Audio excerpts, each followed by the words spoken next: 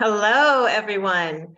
Welcome to Sovereign Spirits, where we explore methods on how to escape the reincarnation cycle, transcend the white light, and use our intention in a willful and powerful way to manifest an afterlife as sovereign spirits.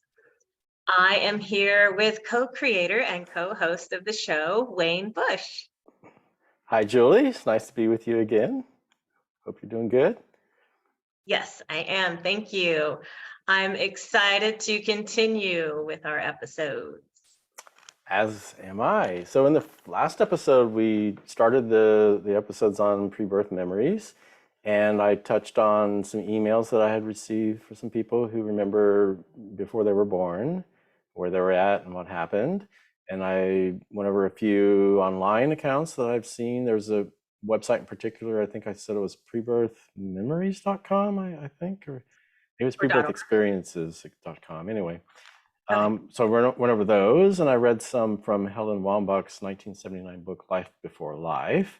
And then in this episode, we're going to get into this fantastic book called Cosmic Cradle, Spiritual Dimensions of Life Before Birth by Elizabeth M. Carmen, Neil J. Carmen, and Bernie S. Siegel. And then at the end, I'm going to go over an experience that I found online from a podcast that someone had shared. So it's going to be quite interesting, I think, and I can't wait Yes. to get into it. It's pretty cool. We want to make sure and cover everything and try to do it under an hour if possible. I think. Yes, I think we'll be able to do that this time. Um, in this book, Cosmic Cradle, they first talk about these different types of pre-birth experiences, they call them, and they say the ultimate inspiration came from the adults and children who shared two types of pre-birth experiences: pre-birth memory and pre-birth communications. Pre-birth memories are defined as natural, spontaneous memories of life before birth, choosing parents and life circumstances, and the journey from the heavenly world to conception, life in the womb, and birth itself. We excluded reports based upon methods like hypnosis, drugs, regression, and psychic readings. The second set of pre-birth reports involves spontaneous announcing signs or pre-birth communications between a child waiting to be born and parents or relatives. Pre-birth communications are defined as subtle contacts with the unborn via dreams, visions, and inner voice, feeling the unborn child's presence, telepathy, and a host of other announcing signs.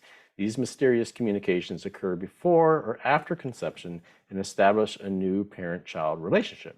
Love for a child begins long before birth. So it's just a little confusing to me. I think the ones that are just spontaneous memories are by far the better ones than just the Right. communications personally. And maybe I'm not Right. sure which ones are which kind of confuses it a little bit. But they say there's 4 different principles of the pre-birth paradigm. And they say it's an inspirational, optimistic message worthy of review. And 1, individuals with expanded awareness recall life before birth.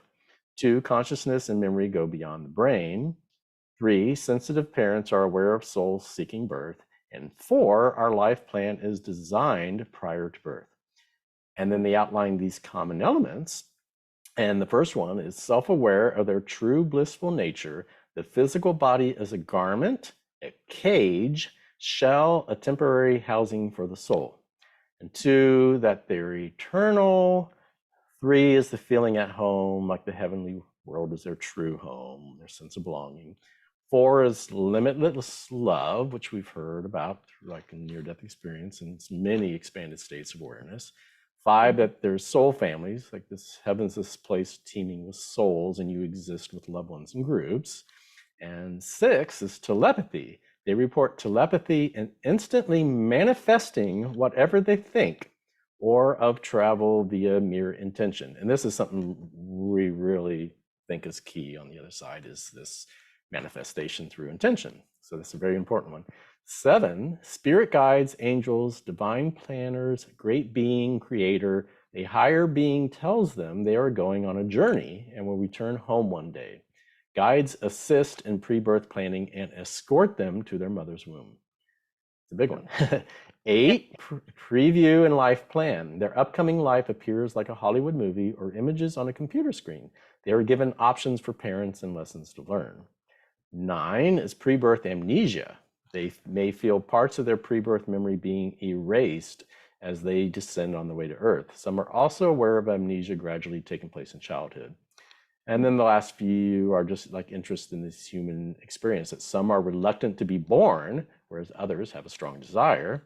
11 is this awareness in the fetus, like most souls feel a loss of freedom, constricted awareness, and a feeling of being in a cage.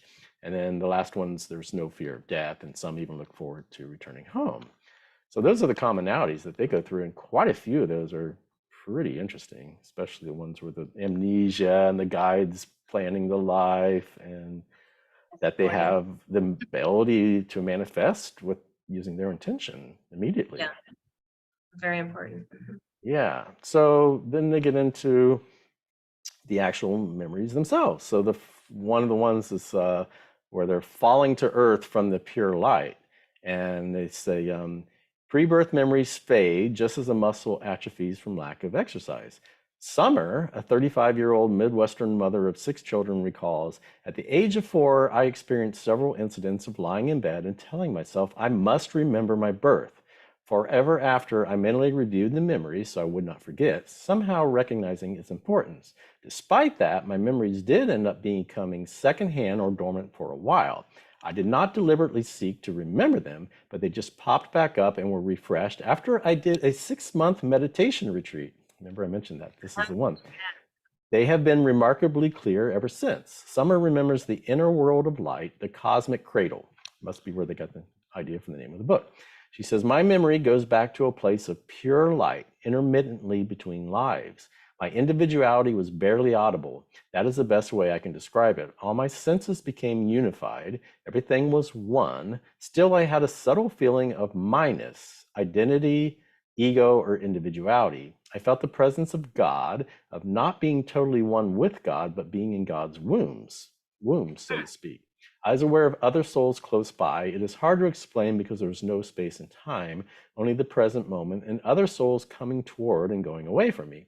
When the time came to establish my next life, I traveled through a tunnel filled with lights representing the laws of nature and different people.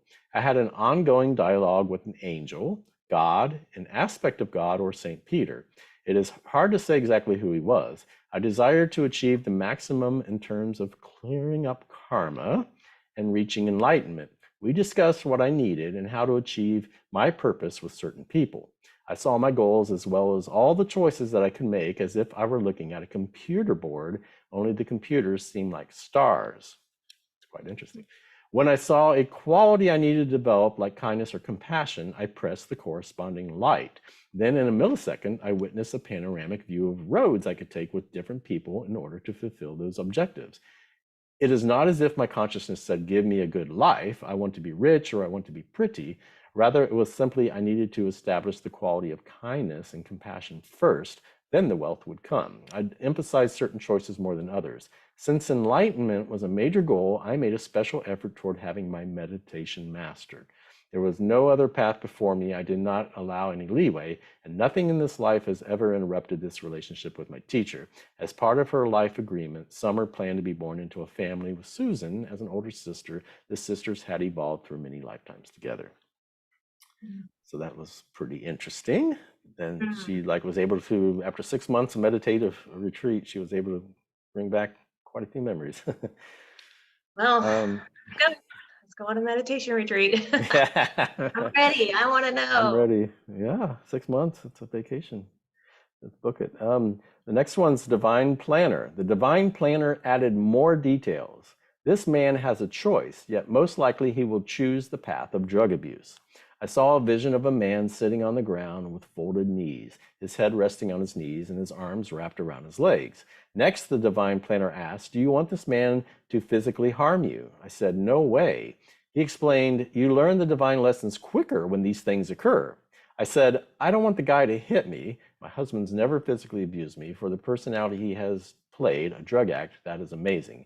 I pushed his buttons. Fortunately, it is not in the divine plan for him to hit me. I resisted the next choice, choose an injury. I replied, I don't want to get hurt. Forget it. I'm not choosing an injury. The Divine Planner told me, you will learn from these things. I finally agreed. Okay, my hand. He was disappointed that I picked something minor, but made the entry into his computer. He's got a computer, okay? That's my interjection there. She said, I broke my hand 5 years ago. The injury was part of the divine plan. So it's interesting that he actually had a computer over there, is it not? Why is a computer needed? I mean, Maybe his memory's not so good. I mean, I don't know. It's just interesting that he had a computer. So suspicious. Yeah, it's a little curious. Okay, and the fact that he was disappointed that she only wanted a minor injury. Yeah, what's the, I don't know, what's his concern if she, let's just say this is all growth process and we Well, want to she's take not going to learn as fast, apparently, with a minor injury. why is that That should be up to her, right? Yeah. What's his interest in it? Yeah, why does he want her to grow so fast when we've got all of time, right? We got forever. What's the big hurry, right? Yeah, I don't understand why they would pressure us in that way. Like, in other words, well, I don't know. He did say that it's going to take longer or whatever. The next one is formless form spirit guide. If Elizabeth stayed to be born as a boy, she risked a divorce and losing the set of parents that she needed. A divine planner helped Elizabeth decide the next course of action. A formless form counseled me about my options. When I say I counseled with a formless form, that divine energy did not have boundaries. The divine energy did not need a physical form to have an identity, a uniqueness, or a self. This energy was in front of me, inside of me. Even so, it was not me. I perceived it as distinct and personal, a direct communication without words, telepathy. Counseling with the formless form was a formality. A time limit existed for choosing what I wanted to do. I was presented options to be born to the same parents or to opt out. The formless form showed me 5 choices in grading order, such as A, B, C, D. My choices were A++, B, B, B, and C. In my case, whom I chose as my parents was a no-brainer. Mom and Dad were my A++, my absolute first choice, because only this particular couple could provide what I needed, not what I wanted. I had other choices, but I never gave them any consideration. My choice was not based on material satisfaction. Where am I going to have the happiest home? Where will I have all my needs taken care of? My decision was based on the spiritual growth and fulfillment I needed, and for the setting the foundation to become whatever I will become in this world or something spiritual later on. The decision was 100% mine. I had my own idea of what I wanted to become, and it was crucial that this set of parents raised me. This next one is called the void, but I don't think it's the void like we were talking about in near-death experiences. It's just sort of a void-like experience.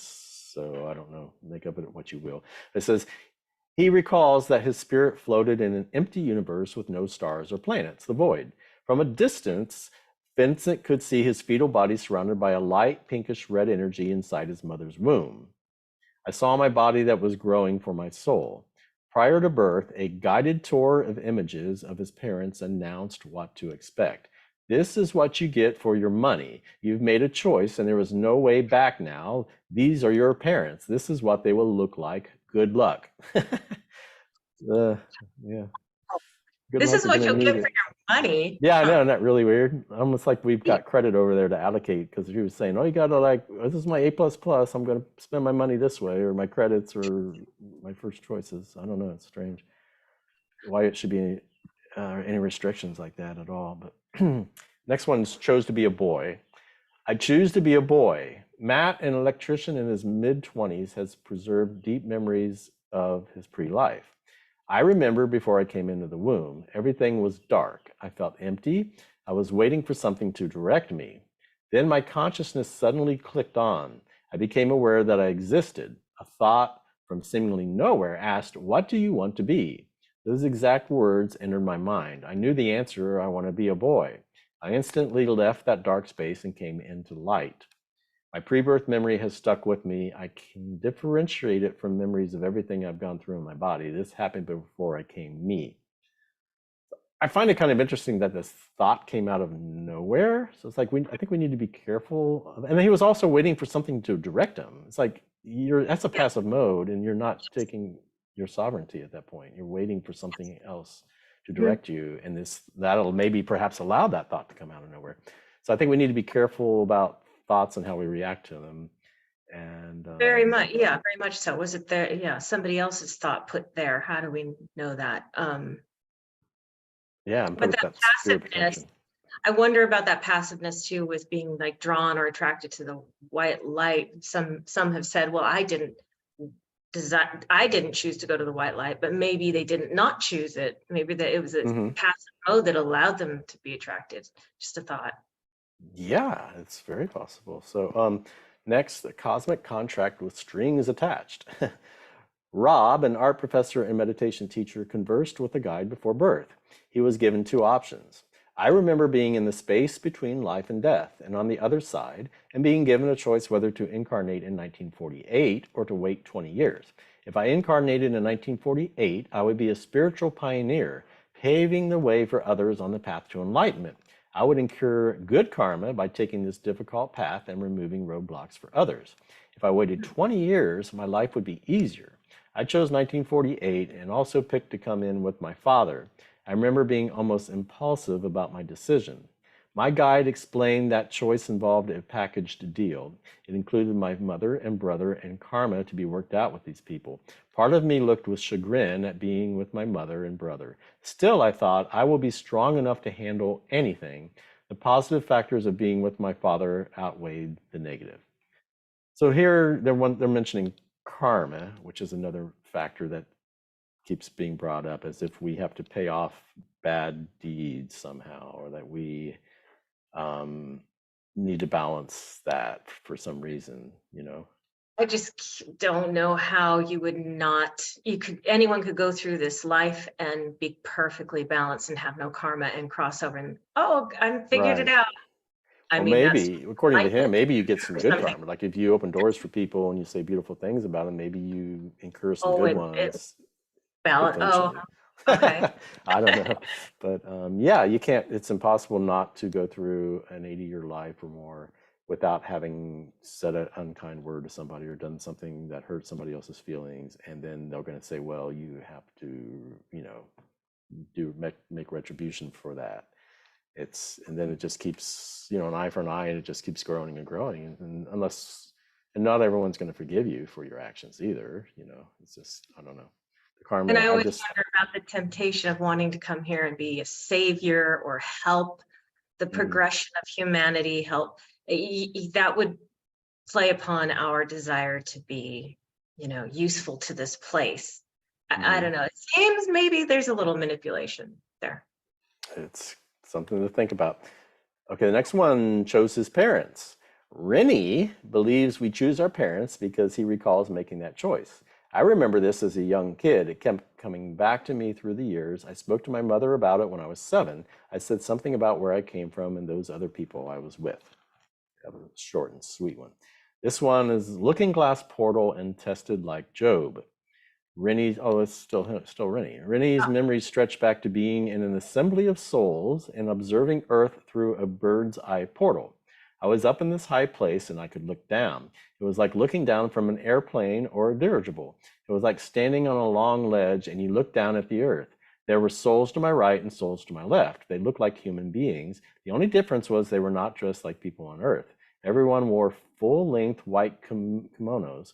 They were making the same decision that I was making. Conversations were going on all around me. Souls were pointing down to earth and selecting parents. I knew who the directors were by their attitude and actions. My guide stood on my right and held me by the arm. He had superiority over me. I felt like a student and he was a full-fledged teacher. What is so amazing is that I visualized that I would return to this place in the hereafter. We go to earth as children.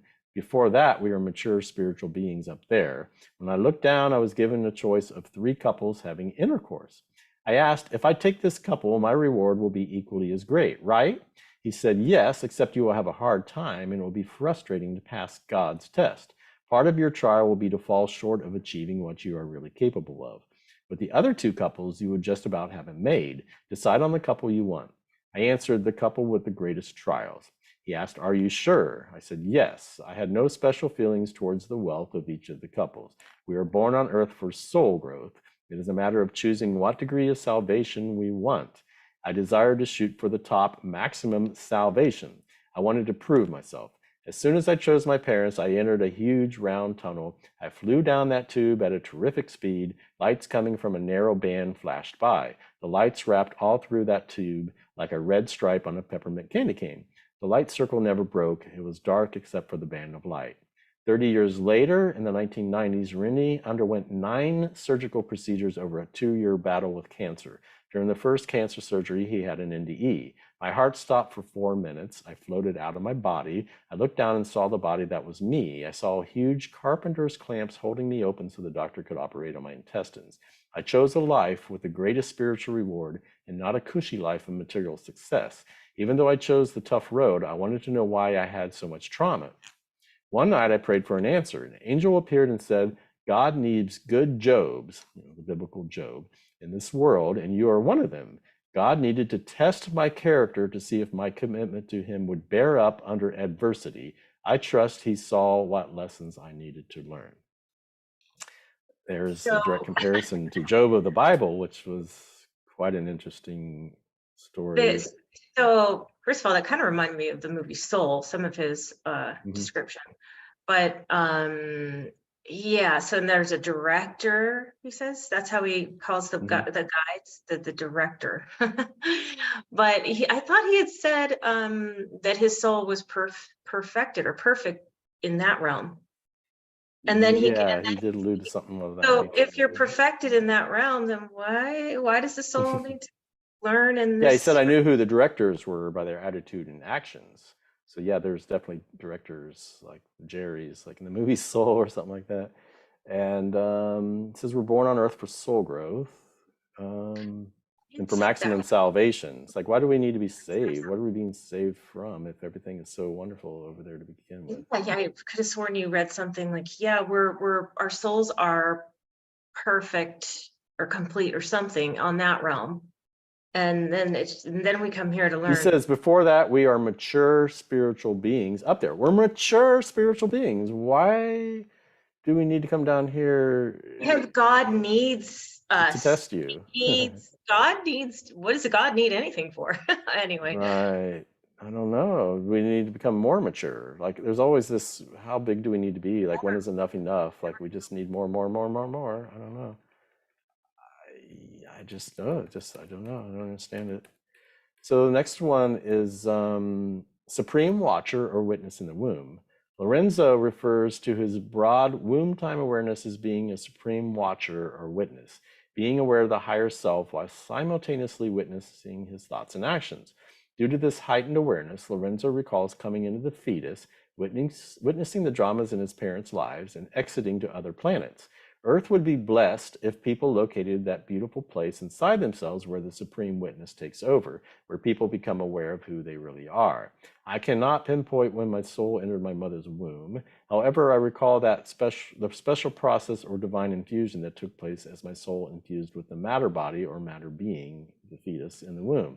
The connection was made in the initial spark of self-love. We cannot be born without self-love, without self-acceptance. The soul has a contract with the matter being, i.e. the union of egg and sperm, so that it can fulfill its life's lessons in that particular body. The soul brings parallel life memory and karma on the soul level with it. The matter being, physical body, brings genetic memory and karma on the physical level with it. I was drawn into the drama and heavy lessons began. On the other hand, it was the grounding point, part of my cosmic contract. We need to pay attention to discomfort. The valleys can be as exhilarating as anything else. Both negativity and positivity are exhilarating when we have no attachment. A car moves forward due to its battery's negative and positive poles. So too our peaks and valleys give us permission to evolve fully. As Nietzsche said, be careful about casting out your demon. You might be casting out the best part of you. We tend to deny our negative side. This is a mistake. Both sides are important. If we release ourselves from attachment to good and bad, we expand our being. All lessons are born through the coexistence of opposites. So that one is like praising duality, like we need the good and the bad and both polarities, right? It's like you can't have the good without the bad, or there's an opposite and equal reaction or something. I mean, I just don't see why we need such extreme negatives. Why can't there just be like a positive and just a kind of a lack of positive? So that's kind of an emptiness kind of thing. Like, why does it have to be such pain and extreme suffering on the other end? That seems so. See, yeah, and on plenty of these experiences, NDE years pre-birth, they say that there are other planets and places where it is more like that. Mhm. We can choose to go to these other There's places. no war, So, there's no jobs that you loathe, there's no disease and suffering, aging. so yeah, that why the need for this particular Yeah, it planet just with seems like some people really get off on the extreme challenge or the extreme um, excitement or something of it. I don't know. They just like a challenge, I guess. I don't know. Or maybe they're masochistic and they've gotten addicted to this the suffering, the game, like people that are addicted to even abuse or drugs or alcohol. I mean, they know their life is being destroyed, but they can't break free from this cycle for some reason. It's just too, maybe the allure, the excitement of when they're under the drug. I mean, maybe life for some people is sort of like a drug. I don't know. I don't know, but some of these that you've shared when they're kicking and screaming and there's the pleading and they don't want to, they apparently aren't addicted. They want out, but no, True. God needs them to be the Job on the planet, and Mm, then yeah. Next one's God a needs family us to that. suffer. What God now? needs us to suffer. I was just thinking, well, God needs us to suffer anyway, but apparently Yeah. God, Yeah, it whoever that. reminds me of the Roger Waters song, What God Wants. Anyway, God wants famine, God wants war, God wants all this stuff. Anyway, a family that does not want me. I peered down and said, look, I can come into a family that does not want me. Oh, how wonderful that would be. Maybe I could even turn that around. How exciting. There was a whole different perception when we were choosing. On this side, I would never have chosen this family. So, Interesting. Yeah, well, I'm adopted, so I wonder if I chose a family that would put me up for adoption. I have wondered right. about that when people talk Hmm. about choosing their parents, their birth parents, and I think, well, I guess I didn't choose my birth parents. I chose Hmm. to be adopted, and then maybe I chose my adopted parents. I don't know how that's done, but Maybe you chose both, or who knows? Mhm. If we pre-planned, it's hard to know. Right. A reluctant sojourner recalls light at birth. Angie recalls a great reluctance to be born before cervical dilation. Before my birth, I felt bathed in peace and safety all around. A bright, soft light appeared in the darkness. I kept fighting. I knew it would be so very cold if I went to the light. As I was thinking about what was to happen, I heard a male voice say, you must go to the light now. You are only going for a little while. You will come back. Trust me that everything will be okay. I didn't want to leave. I felt like this being was right there with me. I felt safe with him and went to the light. And just as I already knew, it was cold. I saw the doctor, a nurse, and my mother. A woman singing to me warmed me up and placed me on a scale. I was afraid that I might fall off. Mom's voice calmed me down, and everything felt okay after that. Hmm. Beams of light is the next one. We are all beams of light.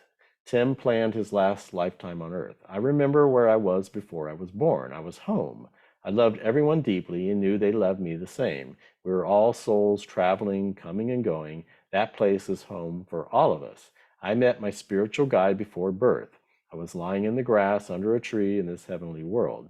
I was thinking about the thrill of coming into the physical world. I knew without any doubt that after this life I would stay back home for good. I felt a sigh of relief. I reflected on past lives like flipping through 3D images in a Rolodex file. With each blink of my eyes, I saw one life after another. Bam, bam, bam. I thought, oh, I remember that. Or, oh, there's that possession I missed. I suddenly stood up and told my guide, I'll do it. Next thing I knew, I was slammed into my mom's belly. I felt the physical world, loud, gushing sounds, heartbeat, and bowel tones. I yelled, I want to go back. I don't want to do this again. Immediate regret, right? From over there, it doesn't seem like such a bad idea because you're just kind of Hmm. reminiscing on all the good stuff and you forget about the bad. or while you're over there and everything's so wonderful, you can't even wrap your head around or conceptualize like how, I guess, how bad it's going to be. Because the guys are like saying, "Oh, I have to warn you, it's going to be difficult." And you're like, "Yeah, yeah, yeah, I'm fine." Huh. Yeah. And then they talk about Howard Storm's NDE, where he told his guys that going back to he told them that going back to Earth is a world filled with hate and competition would be cruel, but he lists reasons why, and they list reasons why they should not send him back. You know, he'd forget their teachings about love and compassion. The spiritual world offers everything he desires, whereas human life is filled with problems. And Huh. he could not exist without these beings of great love, and he does not know how to connect with these divine beings while on Earth. The guides gently explain why Howard should return. They assured him that mistakes are an acceptable part of being human. Mistakes are the way he will learn. The world is a beautiful manifestation of God, and depending on where we direct our mind, we find beauty or ugliness. Every aspect of creation is fascinating, and it's a great opportunity.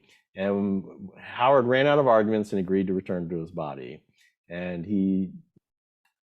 so I guess that's the end of the Howard Storm. And that's a famous NDE, one that they actually used because he was kind of like, he's not wanting to come back to Earth, I guess.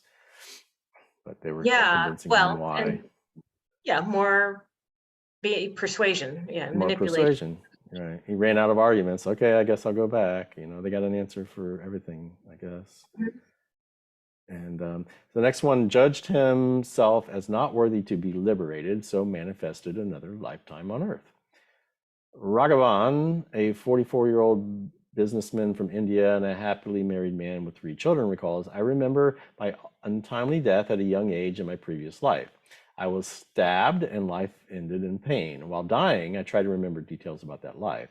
Some external force purposefully erased my memory. I only recollect the dying process. After death, I flew with God's messenger. The divine escort telepathically informed me that I was going for judgment. The messenger asked me to wait in a dimension of total emptiness. I stood on a platform structure floating in space. My soul felt not my time to go to heaven permanently for final liberation.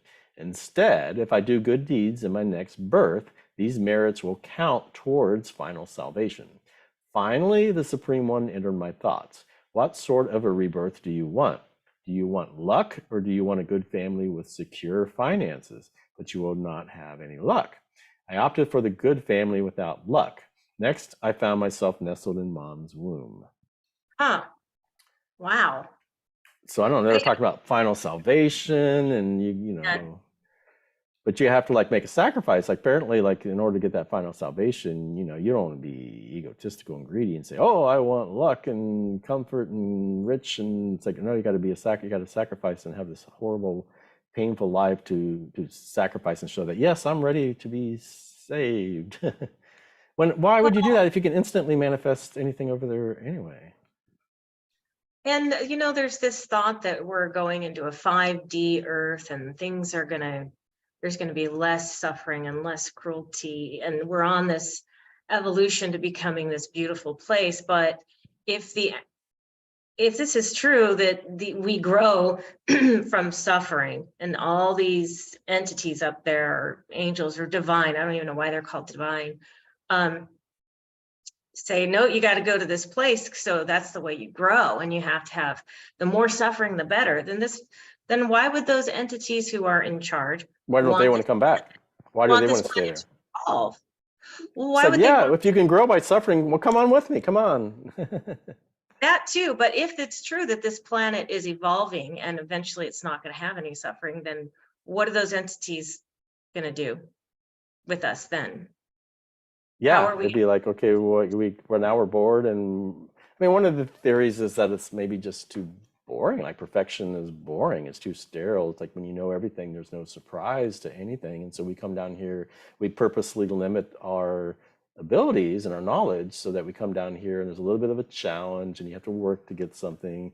And but yet there's all these surprises. Everyone loves to be surprised, but I don't like surprises where you like hurt yourself, you break your leg. That's not a fun surprise to me. You know, I don't know. That's what they say. It's the surprise of it, but I'm I not just so feel like there sure. can be surprise and unpredictability without cruelty. Exactly. Exactly. So and it has to extreme be suffering. more. So that's why the surprise doesn't connect with me. It's like maybe a challenge of some nature, but not the being surprised. I don't know. And it's Um, interesting how all of these experiences are colored just a little bit differently. There are similarities, but they're really the descriptions are just so different on what they experience. I wonder why. Why isn't it just all of them are the same kind of experience? Descriptions all there's the a same. variety, I guess. If there's a God or there's a source or all that is, or an awareness, and maybe it just likes to be creative. It's creative nature, and it just wants to have as many experiences as it can just to experience it, or maybe it is trying to learn at some level what all is possible. I don't know. I don't know the answer to that question, but it's a very good one. Yeah. So the next one is ex-Tibetan monk and a bodhisattva vow. I realized that the world's problems were great. I was aware of atrocities of history, such as the Holocaust in Nazi Germany. I felt I needed more experience from the source in order to help others. If I were to be born as a Tibetan teacher again and merely held that position, I would not make a significant difference. I chose to learn from a different perspective, to bring something new to Earth beyond what I had known in my previous life. Unification and birth within the Great Mother. When I sensed conditions getting better on Earth and the storm passed, or at least stabilized, I looked within my being at a tiny spark of reddish-orange light. During this contemplation, I broke beyond the veil of the blue sphere, beyond what was taught to me as a Tibetan Buddhist, and beyond my limited perception. I began traveling toward the southwest. My consciousness seemed so vast, I became aware of a state in my evolution never experienced before in past lives.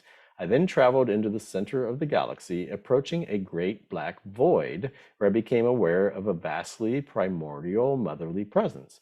While communing with this presence, I felt the life force emanating from every living being on every star through me, as if I were a conduit. I resolved, this is too much of a gift for me alone. I need to share it. I want every being in the universe to experience this.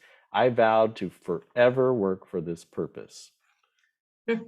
That is something. I mean, the Bodhisattva vow, by the way, for those maybe who don't know, is that I believe, the way I understand it, is that they want to keep reincarnating over and over and over again, or at least have contact here on Earth until every single soul has been liberated or freed. And so it's quite a battle of sacrifice. But if it's true that we really do manifest reality with our intentions, and they set the intention that they are going to come here to be helping people, souls that need freeing, then aren't they manifesting souls that need freed, or that they're, which comes first, the chicken and the egg? You know what I mean? Right. Why can't they set an intention that there are no souls that need freed, that everyone is freed, and then I don't Mm. know. It's just an interesting paradox to me of how all that works. The next one, Floyd felt fulfilled with a great mystery. It says, the void was a holy place. There was only light. Evil could not touch this realm. I pondered what my new awareness meant. The light was a part of me, and I was a part of the light. The light had an intelligence and identity. I had been reborn into non-duality, a community of spiritual beings who were pure consciousness beyond the confines of ordinary perception, where everything is filtered through our five senses. They had neither masculine nor feminine presence. Identity was distinguished by character, telepathically radiated through the light. Mm. Next one, and in the near-death experience episodes, we went through some of the ones that were in the void and how it's like a place of neutrality that's beyond space and time and maybe thought and emotion. But many feel it's like pure bliss, but it's like basically a cosmic womb where it's a place of potentiality where anything is possible, and you can stay there basically. I guess you're almost like pure, like you're a point of awareness, or it's only when you manifest, like when you choose, you want to have some kind of experience or reality. I think that creates light, and that all these worlds of light and stuff is when we choose to have experiences. But when you just choose to stay in the void and not have experiences, then there's no light, maybe. I don't know. So this planet, this existence would be just one potentiality that Right, came to be. out of billions, probably, or however the number. But I don't know. I mean, did it evolve into how awful it is? Maybe it began with you know, good potential and was a positive thing that went sideways? I don't Well, know. some feel that we still are growing and being more and more positive, and it's hard to say. I mean, we still have wars, we still have hatred, we still have murders, and we certainly have grown technologically and we have more knowledge, but I don't Right. know. It's a tough, I mean, things were pretty bad in the past, but I wouldn't say that we're necessarily evolving or growing. And even if we were, it's such a slow process. Is this really the best tool for learning and growth? Or is just evolution just such a slow process?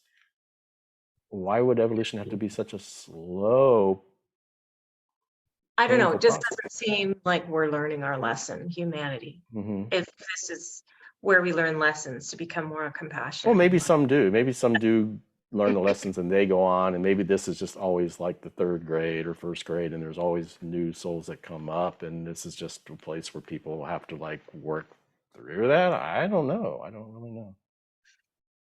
hmm, It just doesn't seem like a really best learning environment for evolution, no, in my it doesn't. opinion. The next one is supreme initiation by a being of white light. Floyd caught a glimpse of one great being of white light. This being had served the light. Floyd had been given the choice to stay in the higher worlds for a while. Instead, he chose to be reborn. The immense light being counseled me. Your next life will be difficult, yet you have an opportunity to grow more. Many atrocities will be committed in the world. You will not have the same opportunities as in your prior life. You may not be recognized. Circumstances will be more challenging. The vast consciousness of this light being inspired me to continue my evolution, and I desired further growth. I Mhm. don't know why this being wants more and more growth, more and more evolution, more and more power, more and more knowledge. What is it? Yeah, what is it that they want more of this thing? I mean, And when is aren't you enough loving? enough? And you need to have atrocities to become more loving and compassionate. Is that what it's saying? Or Kind of some prying. Like if you go to the gym and you have to push heavy weights, and your muscles have to hurt in order for them to grow. I just don't understand that whole line of thinking that you need to have pain and suffering in order to grow. Because I mean, I think people can grow with love too. When people extend love to me and set a great example to me, it encourages me and inspires me more so than somebody who's going to yeah. be Hmm. hard on me, I think. I don't know. Hmm. I would So agree. the next one, Diane's soul entered this life after a long course of previous existences on Earth and in other dimensions where she acquired her gifts as a healer. Our soul seeks wholeness. Our soul is designed to grow. As she says, our soul is designed to grow. We take journeys into a diverse array of forms to enhance our awareness. When I came out of flesh as spirit after my last life, I went through 11 substations before resting in an inner realm of light. I reviewed my life's lessons and my awakenings to the truth. What was that about for me? What did I learn? What is it in the life that I kept out because I was afraid? What did I not allow to happen because I didn't see the whole picture? Sometimes I was not as open to the love and opportunities because my upbringing shadowed over the truth of my soul. I reflected on Wat chakra. To be in human form is the best gift we can receive. Each body is a unique genetic blueprint. Compared to all the angelic realms, source included, human existence with all its diversity, coexisting opposites, and all its learning and sensory input is the grandest of the grand. Source is easy, it only knows source. Human life is the beauty. I guess if beauty's in the eye of the beholder, I guess it's true that if you want to see beauty in something that's not, everybody, I guess, it's what they perceive something to be, I guess. Um, Oh, I some had a people do thought. see beauty in that. I lost my train of thought. Oh, I was going to share something and now I well, if you forgot. remember what it is, jump right in. And Okay. so the next, awareness of first individuation from source. Sounds pretty interesting. I remember source. It was the most amazing bright light. Source has a definition, but it does not have the same edges as we do when we are in a human body. I remember the immense radiance and specific colors. The love at source is so pure and strong. We think it will be the same when we get down here. I go back to that memory of all that is. All that is one and the source of all of us when I do my healing work. Source is a place where there is no resistance, no contrast, only light, love, and purity. It is so broad and full, you don't see the parts. All feelings are there, not delineated feeling. When I was that flame, that undefined, unformed energy, I only felt expansion and the truth of that. I also remember the first time I dropped off from Source and chose to go down a separate path.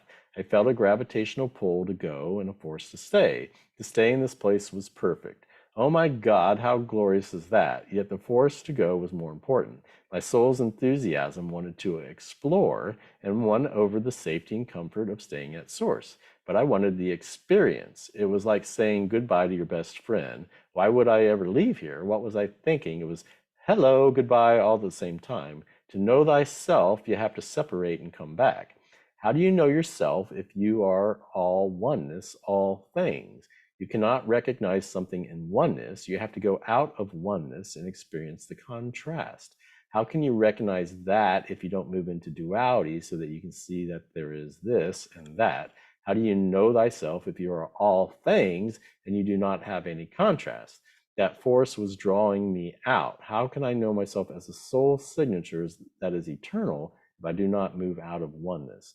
Most souls think they will remember when they leave Source. Paradoxically, 1/8 of their memory is left at best.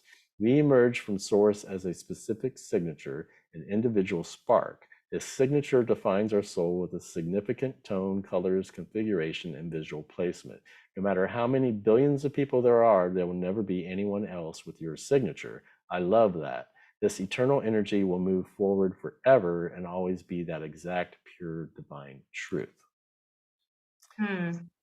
But Yeah, if Source is everything, then wouldn't it still be that which is emanating from it, right. or an And extension of sports it? is already complete.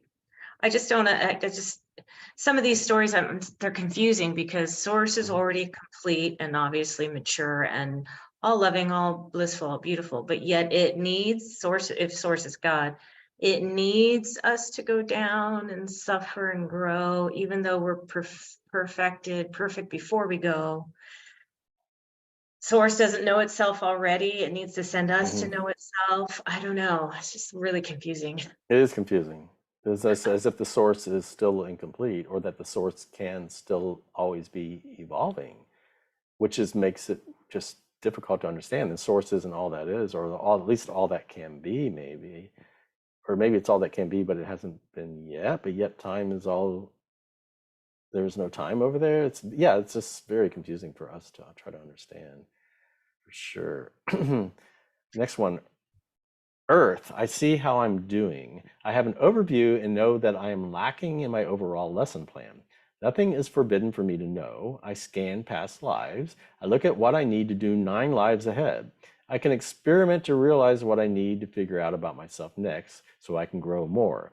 I can go anywhere, learn anything, and hang with anyone I want to be with, including myself.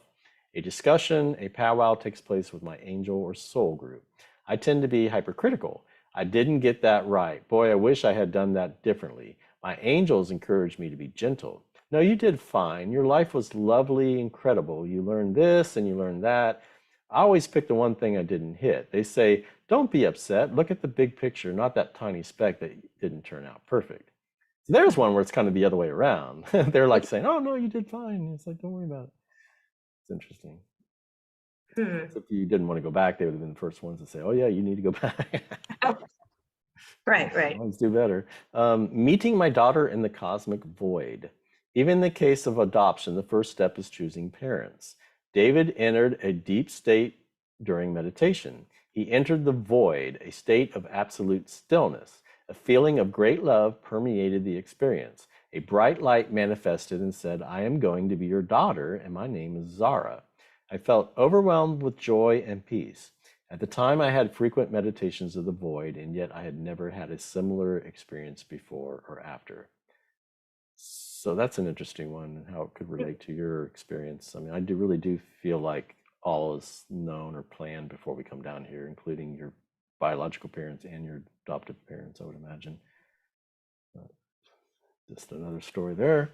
Later, this is another one. Later, when I acquired the vocabulary, I told Mom that we had been together in an assembly of light beings, like a gathering of your best friends having a good time. Everything was pure and on the same wavelength. We interacted telepathically. A higher being with a motherly presence counseled each soul in the assembly concerning their life plan. The great being told me, "This is your plan, your goal. These are things you have to endure and go through. Everything will make sense in the end, so take it and go." That's that. The next one, they mentioned PMH Atwater's near-death experience. And she said, "For the first time, I looked upon myself to see what possible form or shape I might have. And to my surprise and joy, I had no shape or form at all. I was not but a sparkle of consciousness, the most minuscule spark of light imaginable, and that is all I was. I was content that way, without ego or identity, pure, whole, and uncomplicated. Within that nothingness I had become, I simply existed, ecstatic in perfect bliss and peace, perfection itself and perfect love. Everywhere around me were sparkles like myself, billions and trillions of them, winking and blinking like on-off lights pulsating from some unknown source." And then they mentioned, the last thing from the book is they mentioned Plato, and he wrote, Socrates argues that the soul is immortal and continually moves between our world and the underworld. When the soul entered our world, we call it birth, and when it leaves, we call it death. But in reality, the soul never perishes. Since it has over time seen all things, both in this world and the underworld, the soul knows everything. There is nothing it has not learned. Thus, what we generally call learning is nothing but the soul recollecting what it already knows. Huh. Something you had mentioned earlier is that the soul makes a contract with the physical avatar. Do you remember one of the stories saying that? That made me think, well, then does the physical avatar have a consciousness? Because what do you mean that the soul makes a contract with a body? You know what I'm saying? There's a differentiation, in my opinion, between a soul and a spirit. Now, I don't know if Plato makes that distinction or not, but I feel like the spirit is our true essence at its innermost core, that it's a spirit, and that it is like more like a spark. Like when you go into the physical, I think that maybe the soul is the connection between the spirit and the physical body. Like I look at it as a soul. Like if you've had a 100, like you've had 1,000 lives, then maybe you've had 1,000 souls, and that's, I mean, I don't know. It's just sort of maybe one of the ways I'm thinking of it, and that you have one spirit, but that spirit could be connected to other spirits, maybe, or maybe all the souls are connected together as one oversoul or spirit. You know, people get into the terminology and it gets to be confusing.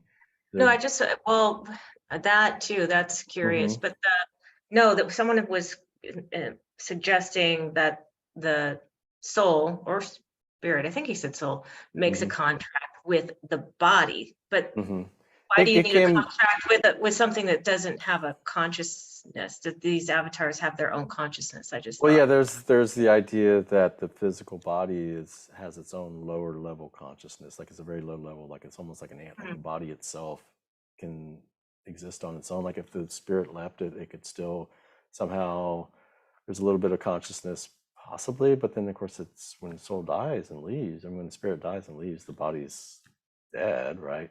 But I've heard near-death experiencers talk about like and also Gnosticism talks about how you're being bonded with this like lower level consciousness. Like you have this super consciousness, which is like so far beyond.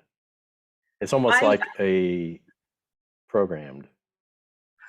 Well, I did on the other channel with my sister. I interviewed a bendy ear. She was oh no, she wasn't thrown off. She was caught between two horses and being crushed, and she popped out of her body, and she witnessed her physical body screaming and yelling and still fighting back against being crushed. And she thought, oh, there's that body, you know, my suit or whatever. It's confusing though, because some of the other NDers will say, oh, this is like a pair of jeans or something, and then you take off and you throw off and you go off. Like we're just wearing this, but then other people like that NDE, she said, it We may sounded have like chosen to join consciousness. consciousness with this lower level being. Like, okay, I can use this as a vehicle to further my own experience, or you know what I'm saying? Like Weird. maybe Yeah. it's not just your consciousness that is in the body. There could be a lower level consciousness that you have yoked with, you know? Actually reminded me of scripture. Paul, in one of his letters, writing about how he kind of differentiated between two consciousnesses in his own body. Hmm. That's Maybe also a prevalent belief in Gnosticism. There's when they talk about, I can't remember which book it is, but they talk about how the spirit is put into the body, and that yes, there's like a, almost like a lower level consciousness that it's like yoked or bonded with, and so that's why they feel the physical body is sort of like a prison for the spirit, you know, because the spirit's free to go and do whatever it wants, but once you're put into this body, it's like, you know, you maybe travel around at night or something, but yeah, it's makes me, interesting. and we're not going to get into this now, but then it makes me wonder about all the different physical ETs that are in existence. Hmm. Like, do they also have a consciousness that ensouls their ET avatar? And are they feeling as trapped as humans do? And then it made me think, oh, Hmm. I wonder if ETs sleep and dream, but that's a whole other topic. Yeah, I don't know. It's for another day for sure. So that's the end of the of that material. There was one last. There was a podcast called Love Covered Life, where she talks about her. I think it's the one where she talks about her pre-birth memories and what she saw on the other side and the memories before this life. I don't know how much time we have, if we have time to get into it or not, but Well, we're at 55 minutes. mhm. Yeah, it Um, just depends if you want to keep it under an hour or if you want to go a little over, but well, can we add this to another program, another show episode, or will it um, not be a good fit? Is it a lot? It is. it's a little bit. I mean, I'll just try to summarize it because I got some comments that are in bold, so maybe I'll just go through the bold stuff. So she basically said, you are being made entirely out of light. Really, what you are is you're an orb of shining light. Everything in existence is made of what we would call light. Everything is interconnected and how we're all one, and this is actually literally true. And she says, and the light is not just physical light as we know it, it's a metaphysical light. It is love and peace and bliss and joy and comfort and security. You feel it all around you and also inside you because it's making up everything. So it's making up everything and it's flowing from one thing to another, from one person to another. So the light is coming off one person and intermingling with the light from another person. And she says there's no separation, it's all the same thing. I remember Jesus being brighter than all the other beings. And then she talks about these advanced beings whose job it is to protect humanity and guide in human evolution. And she says maybe they can only help if they've been asked. She says, I remember dark places on the other side, which I've come to understand that near-death experiences often describe as the void. I remember being in a dark place of reflection, and it was so deeply comforting and so deeply peaceful. It was like I was folding in on myself. And it's like when you get into the deepest level of meditation where you're just so present, but you're also in a quiet place where there's nothing to pay attention to. She says, as soon as the light comes into the picture, it's no longer such a place of peace and reflection. It instantly becomes about the picture. I'm sorry, it instantly becomes about desire. You want to be in the light. The light is the culmination of everything that you could ever imagine wanting. When the light comes into the picture, it's all you can think about. The only thought that exists to you anymore is getting to the light. It's incredibly magnetic. And this is what I remember the most vividly of anything is the light. This is what has never left me. Knowing that there was that something out there that would satisfy every desire. I remember that the light behaved like a large being, like the size of the universe, made up of many microscopic beings, if I can put it that way, like a school of fish or a flock of birds, and all the little minuscule lights like rainbow diamonds, and they would move in unison. And it was mesmerizing, addictive to watch.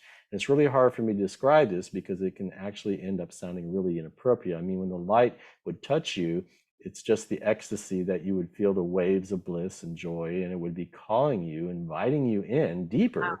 And there was this sun of brilliance within, so hot and so brilliant within the light, like the heart of existence. And I do remember being within what felt like a hurricane of light, and there were columns of light going up and down all around, making up the structure of the light. And it was like this whirlwinds of light, and I was just tossed in the wind, and I was completely caught up in the ecstasy of the light. It was all I knew. I think those things are in the darkness as well, maybe more in the form of potential.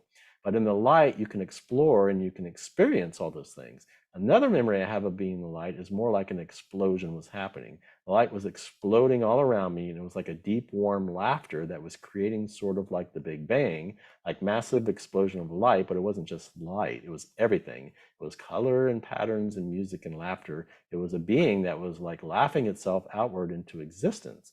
It was like floating in an ocean of light and love. And it was more peaceful, but it still contained everything. Like you could be there for lifetimes and never grow bored because there was so much to explore. And this time I remember knowing that I was going to have to leave. And I remember how heart-wrenching it was to leave that light behind. So she says about these memories, she says, everything there is music, everything is music, and there's different variations of it in the darkness. It's peaceful and quiet and calming in the light. And just a couple little more things. She says, the best way I can describe this music is that it was building and building and building, continually resolving itself. As it would build the tension and resolve as it continued to build. I don't know, I'm not a musician. I don't know how or even if that can be replicated in this world. Maybe reality itself was singing, and it was like it was all for you, like it was a song of love for you, and you were surrounded and immersed in it.